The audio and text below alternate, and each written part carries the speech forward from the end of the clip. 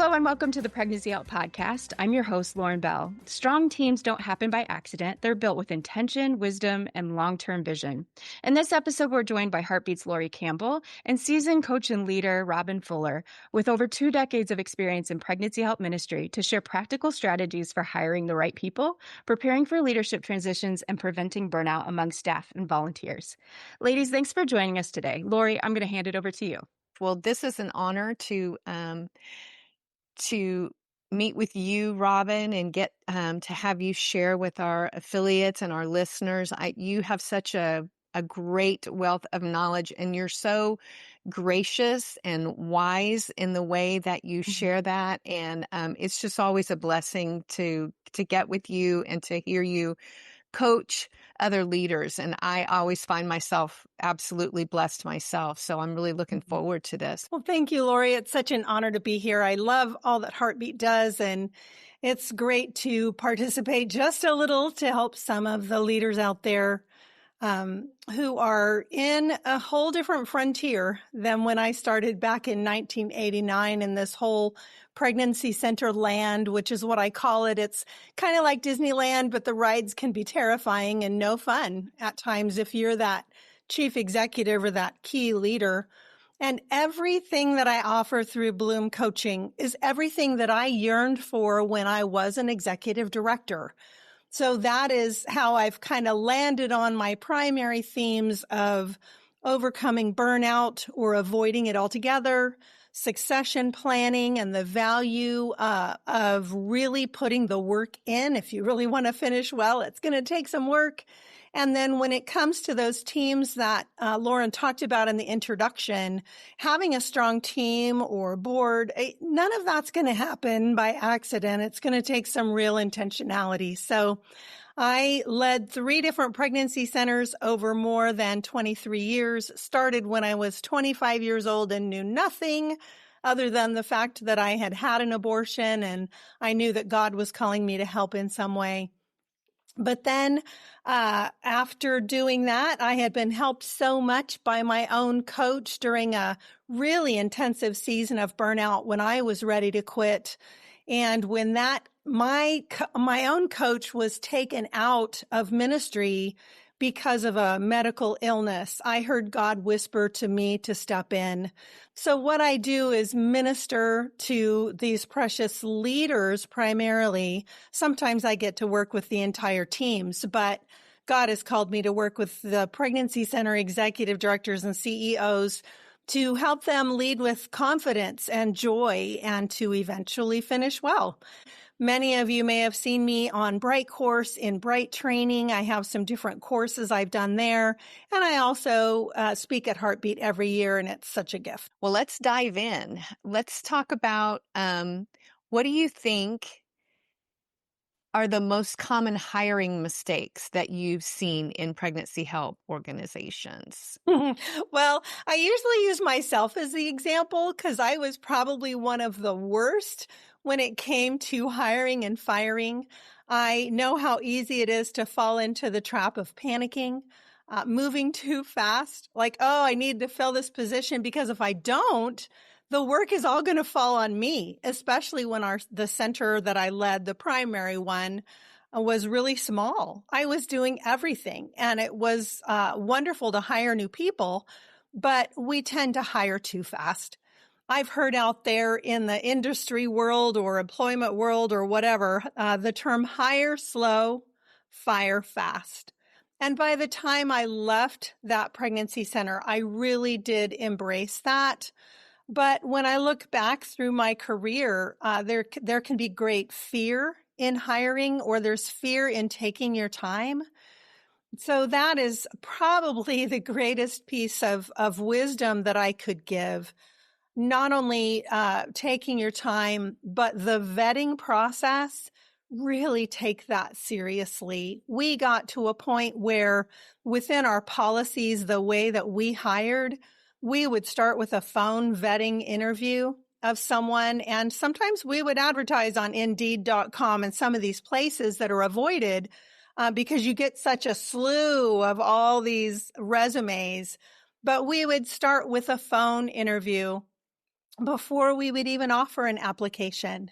And in that phone interview would be stating, hey, we're a faith-based, pro-life organization. And I'd love to read to you our mission statement and part of our statement of faith and see if you can agree with that. And if you agree with that, then this phone interview continues. It's amazing how many times the interview would end right there. Because if they really didn't fully embrace pro-life and what that means, we also was able to ask some pretty in-depth questions because we had the proper policies in place that I know Heartbeat embraces that said very clearly, we are a faith-based ministry and we abide by biblical principles. We have a Christian code of conduct you need to abide by. We believe in pro-life from conception to natural death. We believe there are two genders. We believe in marriage between a man and a woman. So because we had these policies very clearly in place, we were able to ask some pretty intense questions in that phone interview. And only if they passed that phone interview were we able to then invite them to send in a completed application. At that point, we had 2 panel interviews. I wasn't even involved in the hiring process at all, other than maybe looking over some resumes and saying, hey, this one I think would be good or whatever. But I trusted my staff to do a first panel interview with some carefully completed and chosen questions ahead of time. And I trusted my team to narrow it down to 2 or 3 candidates. And then those candidates would go on to a second panel interview where I was involved. And because we took this so seriously, along with a background check, and we called all their references, I was scared to death to call references. I thought it kind of felt intrusive, especially a spiritual reference. But Lori, if you don't have someone who can speak to the godly character of that candidate, a home group leader or a pastor who knows them well enough, I learned that the answer was just always no, because someone can put up a good front in an interview and not really mean the words that they're saying. So I had a situation I'll share with you. I hired a young receptionist, but before I hired her, I had a conversation with her pastor, and he wouldn't tell me very much, which is typical. But he did say, I would give you a word of caution before hiring her because of some things going on in her personal life. I chose to ignore it. I got her trained. She was there for about a month, and then her marriage exploded and I lost her. So I learned to rely on the voices of those people who can speak to godly character. So those are some of the initial things I would say when it comes to hiring. That takes so much discernment, I feel like. And so how would you advise leaders as they're going through this process to discern not only the competency of candidates, but the calling, like what you're talking about? I know you sort of just answered that question practically, Yeah. but spiritually, how would you, are there some tips about discerning that? Well, spiritually, so I had a personal prayer team that was praying with and for me. And these were 5 women who loved the ministry. They loved the Lord. They loved prayer. They loved me. And I knew I could trust them to be confidential. So these were praying for me personally as the leader for wisdom, especially when it came to hiring someone, or if I was having a difficult issue on the staff or on the board or financially, whatever it is, fill in the blank, they were praying for me as the leader. You know, bathing this whole process in prayer is really, really critical. I also learned to not rely only on myself. Because prior to having the phone interview and the group panel interviews, and you may listen to that and say, well, I can't do that. My team's not big enough. Well, then find someone else, because there were times I wanted to hire someone and my team was like, Robin, what are you thinking? Like, that is not the right person. And I encourage every leader to listen to that still small voice. Because I had another situation where I went to hire for an office manager, and this one gal, she interviewed amazing. She seemed like she would fit into the team. She really spoke about God and all these things, this who God is. And she knew how to talk the talk. But I had that little niggling feeling that was like, don't do it. And that was the Holy Spirit. I hired someone else who maybe wasn't quite as competent, but she had a passion and a willingness to learn, which became more important than feeling like you knew it all. So when I called the gal and told her she didn't get the job, her response stopped me because she said, wow, you're missing out on the best opportunity you could have had. All the best of luck to you, with a snarky attitude. And then I found out she didn't even go to church. So I think that discernment is listening to the voice of the Lord. I would always also, the number one trait I looked for in hiring someone was always humility. And how do you discern humility in the interview process or in the vetting process? Well, I would always ask a question, something like, hey, Lori, say you and I are working on a project together. We both have really strong feelings about how it should be done. And I choose to go a different direction than what you want. How do you think you would respond to that? And it sometimes stops them. And sometimes you can kind of discern a bit of prideful mentality that might give you reason to pause. The second part of hiring is, hey, sometimes you're just going to hire somebody and maybe you made a bad decision, right? The last person I hired her. It was a volunteer who had worked with our banquets for years. I had always said, hey, I can't wait till I find a job for you so you can come work for us. And I hired her. She soared through the interview process. And the very first hour she was there, she was complaining about needing to share an office and how noisy the office atmosphere was, and that she really needed a quiet place to work. Well, she wasn't going to find it in the building we were in. And I didn't have another office to put her in. And by the end of that first day, I had 2 different staff members come to me with concerns about her. And on day 2, I just cut her a generous check and said, this is not a good fit, and let her go.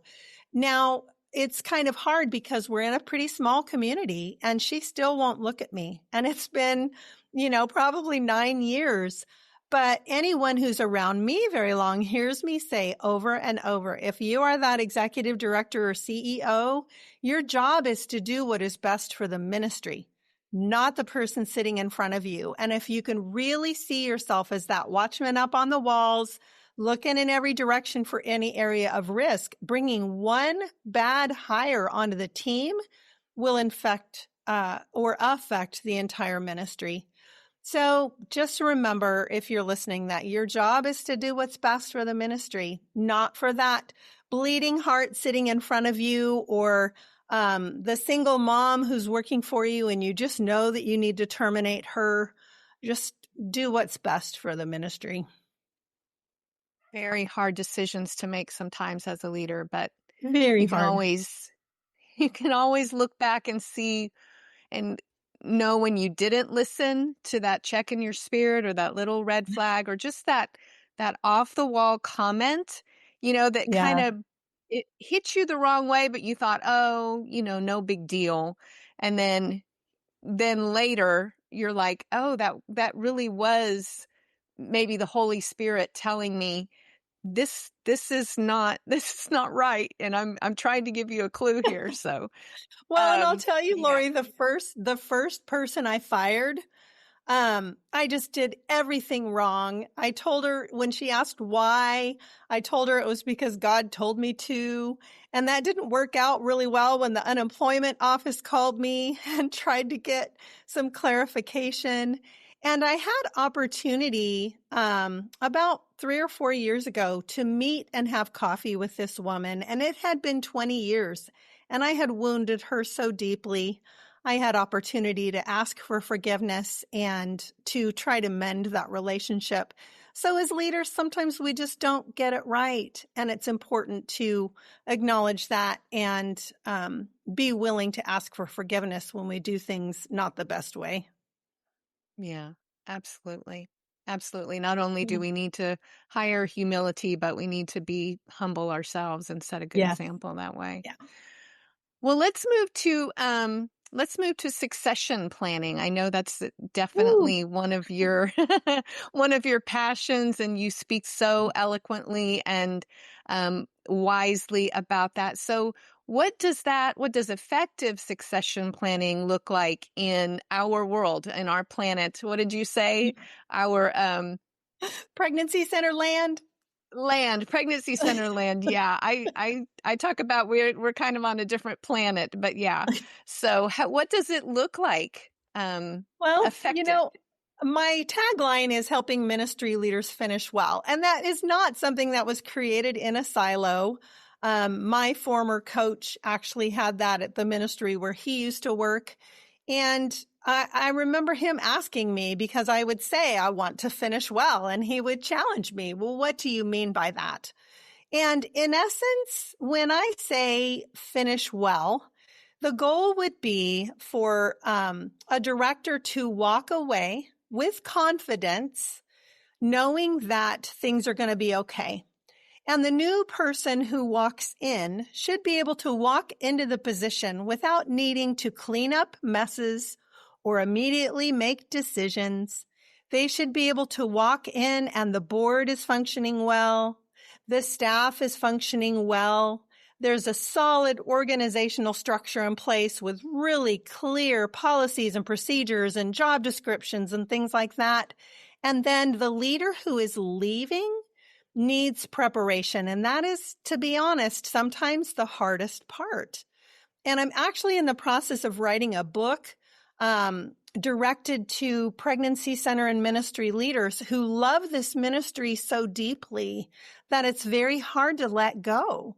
Many leaders are afraid of even the word succession. That's really the first thing that I say, is to embrace the word succession and make it part of your conversation with the board, with the staff, because succession isn't just the executive director. It's every person on the team, right?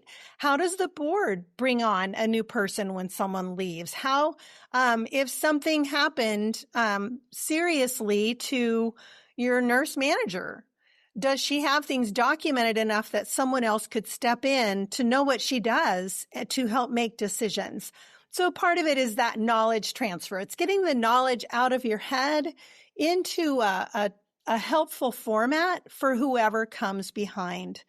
And there are really 4 primary areas that have to be worked on. And I touched on them, and each one is going to take time. So if you're leaving in 3 months, or you have to leave quickly because of a health issue, because you haven't been taking care of yourself, there's a lot of work that can be done. I worked with my board. What happened with me is I went on my one and only sabbatical. And during that sabbatical, and any of you who want to take a sabbatical, please do it. Find the courage to ask your board. And I highly recommend having a coach through that. It's not an advertisement for myself, but if you don't really have a plan for a sabbatical, you can take that time off and come back, and everything will be stolen as if you never had it, as if you never had one. But during my sabbatical, and I worked with my coach, God gave me a clear picture that everything in the ministry revolved around me. Here I am. I'm making all the decisions. I'm carrying all the burdens spiritually, emotionally, mentally, everything. And that if I didn't figure out how to get out of the middle, my successor was going to have some difficulties. So I came back from that sabbatical and I stood in front of my board and I literally lifted the mantle, the spiritual mantle, off my shoulders. And I said, this is for you, because I'm going to be leaving. I don't know when, but we have some work to do and I want to finish well. So we really, over those 5 years, we really defined our board. Job descriptions, board policies. How does this board govern? They started having committees and did things with my knowledge, but to assist me.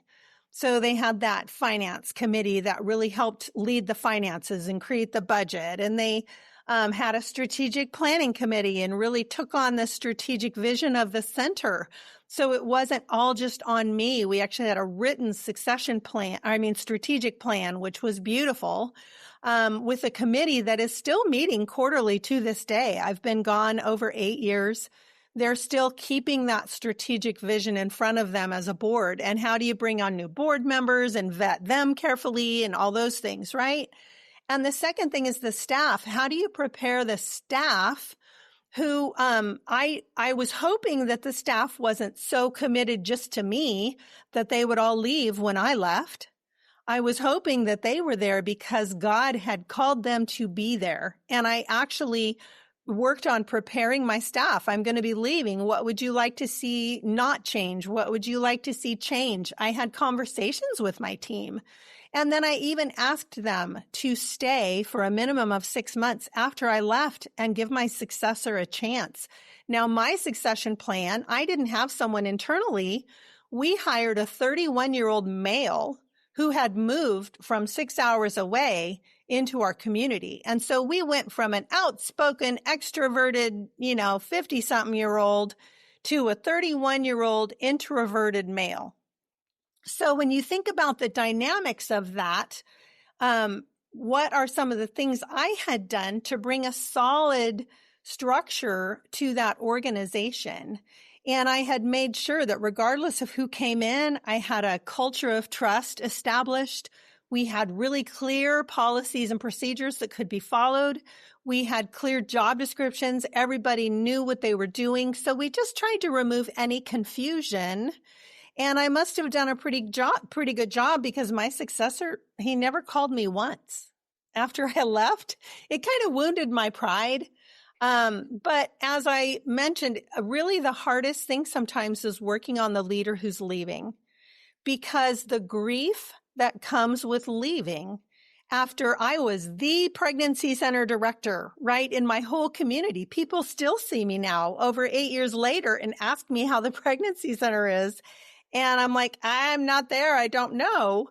But I had such a solid identity from being out in the community for so long, speaking everywhere, very vocal, that when I left, I remember that Monday morning after I left, and I looked at my dog and my cat, and I didn't have my people.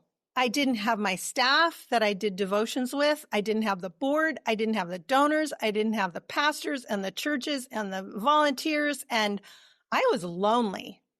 And thankfully, I had worked with my coach to really prepare for what I would be doing and how I would fill those gaping holes in my life.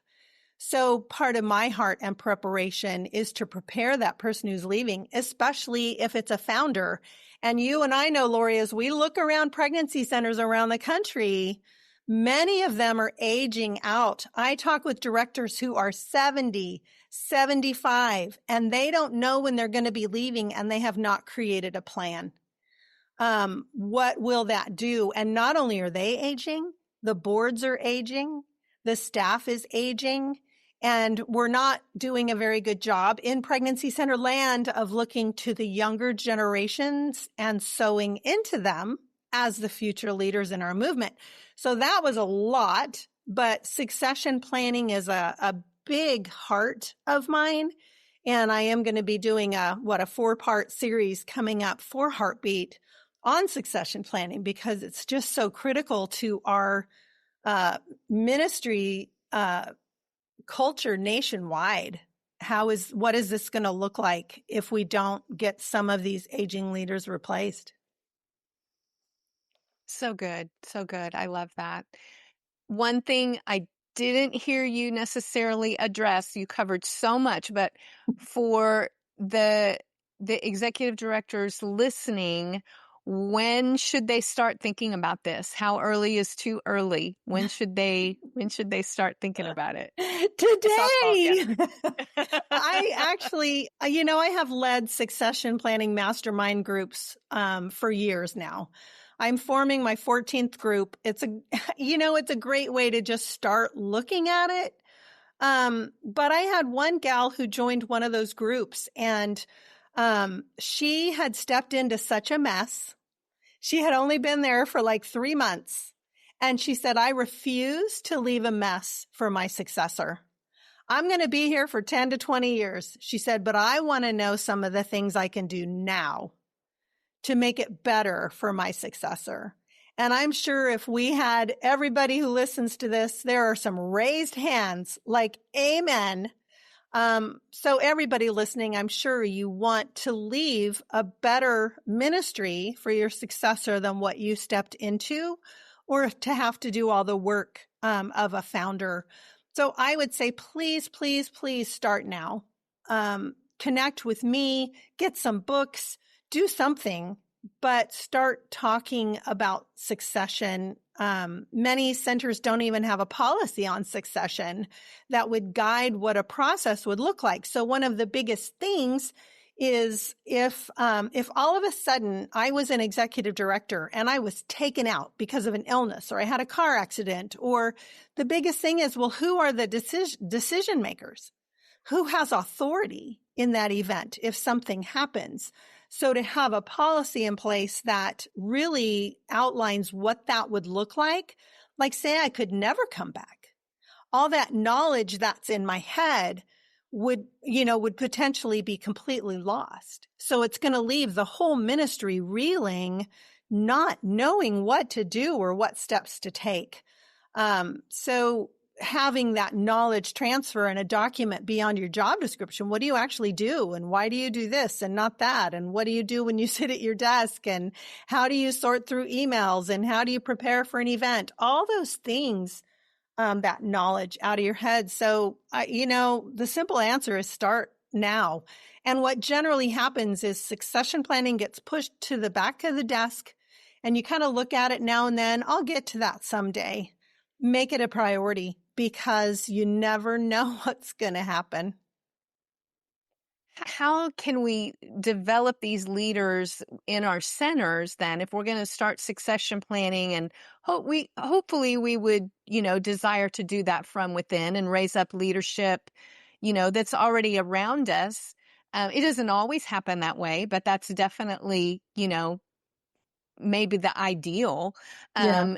How do we do that without overwhelming our coworkers, those that we're leading? How do we do that? Yeah, well, I'm also a John Maxwell certified coach. I don't know if you know who John Maxwell is, the Yes. leadership guru, and he just really talks about the value of building leaders underneath you. So really the first thing that I encourage every leader to do is to start this knowledge transfer. I just called mine a things I do document. I just opened a Word document and said things I do. And I just started over time documenting what I do. And I kept it on my desktop on my computer. So it was a reminder at times, oh yeah, staff meetings coming up. What do I do? How do I do this? And as I started documenting everything I did, then I could see, okay, I'm doing too much. This thing right here, I don't really need to be spending my time on that. So who can I hand that off to? Oftentimes leaders are doing way too much. They hold on to too much and they're not willing to give it over. And it's when we give things to someone else that they're able to try things and fail and they grow. So helping your people grow is helping them do more things. As an example, I loved doing our newsletter. It was therapeutic for me. I loved picking the pictures and the colors and the fonts and the white space. But I didn't need to be spending 8 hours of my time as the highest paid employee doing a newsletter. So that was something that I had to hand off to someone else. I would still do an article. I would still read it before it went out. But that's just one simple example. And by the time I left, my things I do document was 18 pages typed with a small font. And that was after I had removed a lot of things off my plate. So there's historical knowledge. We work with this printer over here because they're a donor and they give us a discount. We don't work with this one because we had a bad experience with blah, blah, blah, right? We have our banquet at this event center because of this, or we work with this caterer because of that knowledge that needs to be out of not only your head, but your team.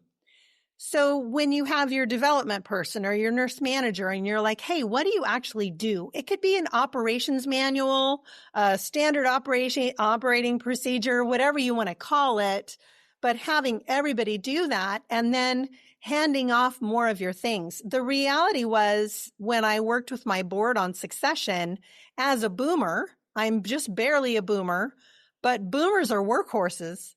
And I worked, I just did so much. We had to break my job into two because there's almost no way one person could have done everything that I did. And that's especially true for the founders that are listening, to get that knowledge out of your head. The other piece that's really hard for the outgoing director is sometimes we don't realize the amount of pride that we have in what we're doing and the need to recognize that and to step away from that pregnancy center, for at least for a season, to let that new director get their own bearings. Because I knew for myself, I'm very much of a strong personality. And a little example, I walked into the pregnancy center I had left the week after I left, because I needed to make a copy of something and I didn't have a copy machine at home. So I just assumed I could walk into the office and make a copy of something, right? So I walked into the office and the whole staff, Robin, they come running around me and it was like a little party and it made me feel so good. But I got a call the next day from the board and they said, Robin, you need to stay away. Because what I didn't realize was how that action, how it impacted my successor. It was very difficult for him. So I had to stay away for at least 6 months. I've worked with some clients who are like, yeah, I'm just going to step onto the board when I leave. And I'm like, do you have enough humility to let them make changes that you wouldn't have done? I didn't have that humility. So I had to stay away. So good. So good. Such practical advice. I really appreciate that. Well, I just teach out of all the things that I did wrong. Right? Right? That's kind of why, I get it. I totally get it. Well, let's move to burnout. This is a real challenge in our movement because of, like what you said, we're all doing a lot of things. We have a lot of responsibilities. We have a lot of passion. We take on a lot of information and workload just out of that passion and out of, kind of birthing an organization or growing an organization. It just kind of all becomes on our plate. And then the next thing we know, we're experiencing burnout. What are some early signs of that for us to be looking for in ourselves? Oof. Well, I teach a whole seminar on overcoming burnout or how to beat burnout in your life because of my own experience that I had. And it really starts with compassion fatigue. And we're all dealing with compassion fatigue in the work that we do. Because we can all remember, okay, we have this client, she's abortion determined. We just really hope she's going to choose life. And then we find out she had the abortion and it feels so defeating. And for some reason in this movement, we take that on ourselves and see ourselves as a failure. We forget, Lori, that we are not the ones who save the lives. God is the one who saves the life. If we are used to save a life, what a gift and what a privilege. But we tend to take it on ourselves, even thinking we have to be available 24/7, because if we're not available at her exact moment, then that life is not going to be saved. And I think that is something for many of us who are or have been executive directors, we need that reminder. We even had a saying that we said over every woman when she walked out of our doors: if she chooses life, God gets the glory. And if she chooses abortion, God gets the pain. It is not ours to carry all of those burdens. And we work in an atmosphere of traumatized people who are coming in all the time. But what happens is we put ourselves last. As leaders, we pour out and we pour out and we pour out. And then we say whatever's little bit is left, I'm going to use as what we might call rest for ourselves. The reality is the Bible says, love the Lord your God with all your heart, soul, mind, and strength, and love your neighbor as yourself. If you don't find a way to love yourself and put your own oxygen mask on first, you're never going to be as strong of a leader as you need to be. And that's something that we all need, that reminder of having God in our lives and putting ourselves first so we can rest. I teach a lot out of John Mark Comer's book, The Ruthless Elimination of Hurry, because that silence, that solitude, we need to figure out the Sabbath, sabbaticals, things like that. We need to put ourselves first. But I find that many of my clients don't feel worthy. They don't feel worthy of putting themselves first. A couple of things that I learned over the years that I did when I hit that really intensive burnout. Oh my word.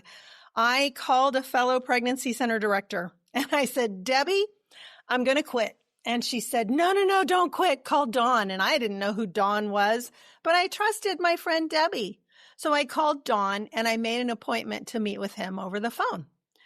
So Don, very first question to me, he said, Robin, how many hours a week are you working?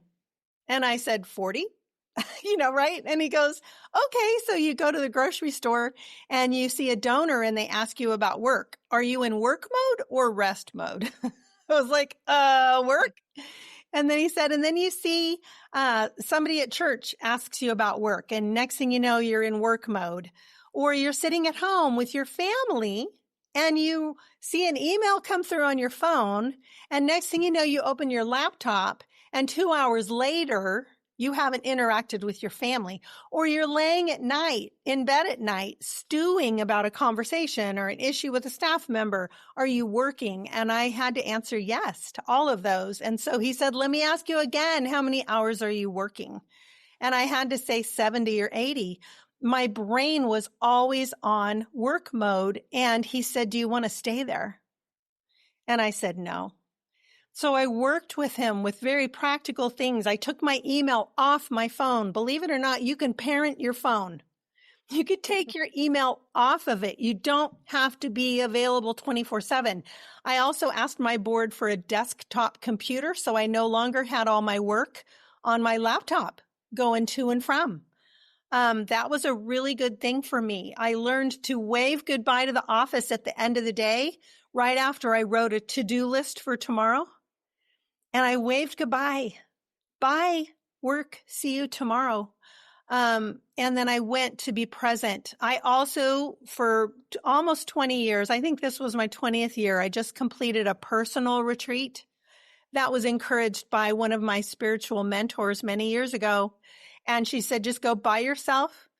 I like to go to the beach. It's where the Lord really speaks to me, but it's an hour and a half away. Usually it includes a body of water, river, lake, something, mountains. But I get away by myself for 3 nights now with my Bible and my journal and the Lord. And sometimes it includes not even any worship music, because worship music, if we admit it, can even sometimes be a distraction from hearing from the Lord. We can fill our mind with so much stuff and so many voices that we don't hear God. And I don't know if you've heard of Henry Nouwen. I'm not sure how to say his last name, but he's written a lot of Christian books. And he says when you get alone and you have all those voices in your head, you know what they are, right? They're like monkeys jumping in a banana tree. And you have to just let all the thoughts jump and all the monkeys jump, because you can't just get somewhere and immediately silence your head. It's impossible. So you have to let them jump. And each one of those monkeys might be a clue to what God would want to work on with you. And that's what I do in my retreats. So if I'm sitting there and I keep thinking about this person I'm kind of angry at, or I didn't like what they said, or we've had some conflict going on, how does God want you to change, right? You can't change anybody else, but you can allow God to change you. So going on those personal retreats, if anybody listens to this and they're interested, I'm an open book. I'll help show you how I've done my retreats. It's work with the Lord. But I did that on work time. And I remember going to the board and asking for it. And they were like, what? You're going on vacation? And I'm like, no, this is not vacation. I am going to do work with God so I can be the best version of myself. And that is important for directors through personal days. Take a personal day, not sitting at home doing the laundry and the dishes or the yard work, but doing something that is life-giving, life-fulfilling, that brings joy to your soul. So all of these things I talk about, burnout comes on gradually, it comes on slowly, but when it hits, like you asked for some of the symptoms, there are so many. It is apathy, it is cynicism, it is withdrawal, it is a lack of joy for the work that you used to have joy for. There's more anger. There might be more tendency for substance abuse. You want to escape. You find yourself saying, I want to quit. You wake up in the morning and you dread going into the office because of what you're going to face. When you're getting to that point, if you've been around for a while, it is very important to take that sabbatical. I've talked to a few people who are like, yeah, I'm taking a sabbatical and it's 3 weeks. That's not a sabbatical. I really recommend a sabbatical to be a minimum of 8 to 9 weeks. If possible, a full 12 weeks. It took me 4 weeks to even relax and come down out of that leadership mode, because for those leaders who are listening, you have no idea how exhausted you truly are unless you have incorporated those practices in your life to put yourself first and keep you healthy.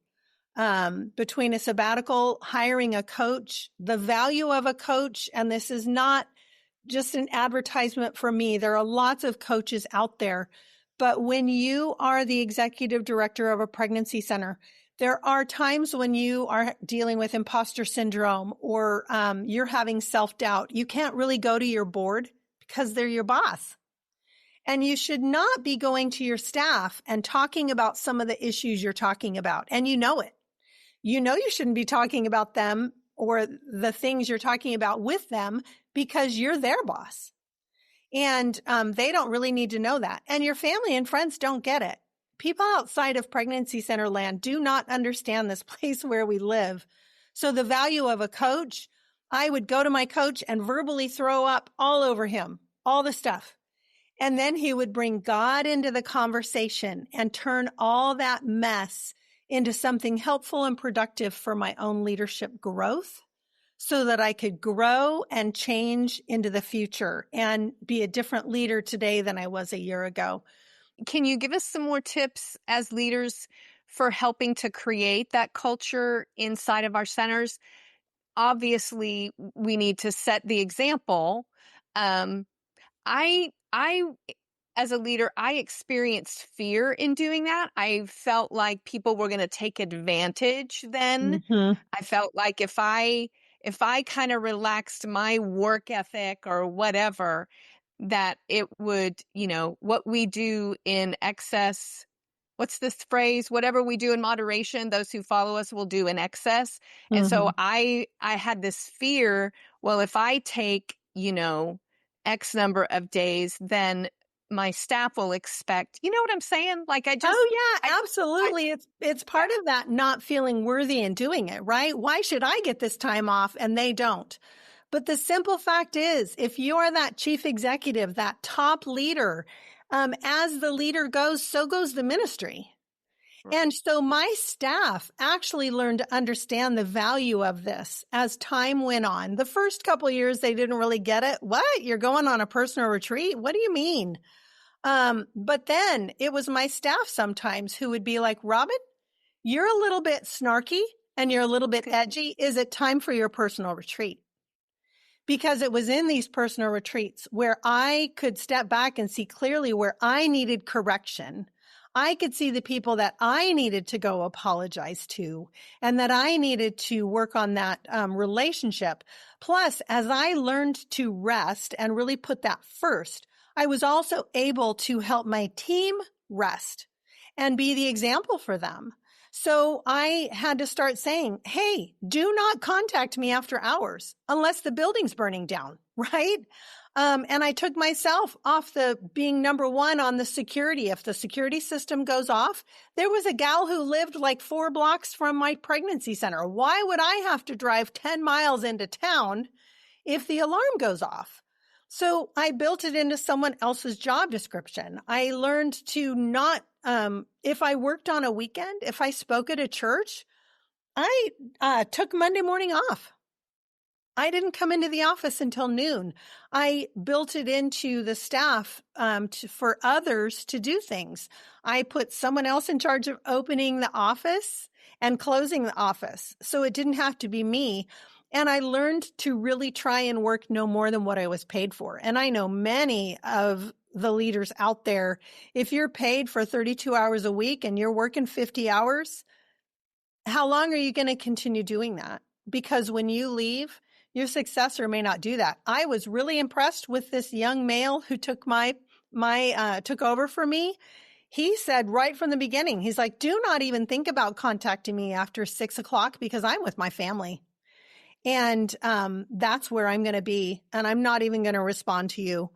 And so be the example for your team of what it looks like to rest, to do a good job. And, it's just something that we're not good at in our entire society. It's all moving so fast. Even when we do rest, we end up just binge watching a show or doom scrolling on our phones, which is not rest, right? Because every time you see an Instagram post of somebody else, we're either better than them or worse than them. There's really no in between. So we have to be really careful of that comparison mode, especially in pregnancy center land, because as leaders, we're always comparing ourselves to another leader. And one of my clients who took a sabbatical and I coached her through it, she came back and she said that God told her really clearly that Satan is more fearful of her rested, than weary. So good. So good. Yeah. Yeah, I think that's helpful to me, that as the person at the top, as the chief executive officer, the executive director, your need for rest is different than those who are not carrying all that burden. And I don't think I realized that. I kept seeing myself as a team player, which is good in some senses, but my burden was different than theirs. And so I was always afraid, well, if I rest, then I'm going to set an example for this much rest for them, and they're going to take advantage of it. Well, from what you're saying, I needed more rest because of my position, because of the authority, because of the warfare, because of all of the responsibility. I needed more rest and should have taken that as the leader of the organization. So Yeah, I hope everybody hears that, because it's different. It is different. You really are that watchman up on the walls, and you should be looking in every direction for any area of risk that would impact your ability to do your mission. And that could be a board issue. It could be a staff issue. It could be a financial issue. It could be an outside influence from Planned Parenthood or something else, even chemical abortion. This is a whole new frontier now. How is that impacting your ability to serve? And it is that key leader and that executive director who carries a lot of that. And even on that Things I Do document I mentioned earlier, the number one thing really when I thought about what I did was that spiritual protection and warfare. I had to be very serious about who was brought into that ministry, because one person who is a grumbler and a complainer or a gossip can just tear down the trust. I was able to go do these retreats because I had intentionally built a culture of trust within our center. So my staff trusted me and they had my back. Man, I got to a point after going through a pretty difficult season where I lost 9 people. I eventually built that culture of trust, and everybody had my back and I had theirs. And so they wanted me to go be stronger because they could see what a difference it would make as it would trickle down from me into the programs or the fundraising or the strength of the board. So all those things, it all ties together. And I just understand the heart of the executive directors and the CEOs and helping them be strong. And it's what God has called me to do. It's an absolute joy. Well, thank you so much, Robin. I've really been blessed today and appreciate you joining us. Thank you. Thank you for the opportunity.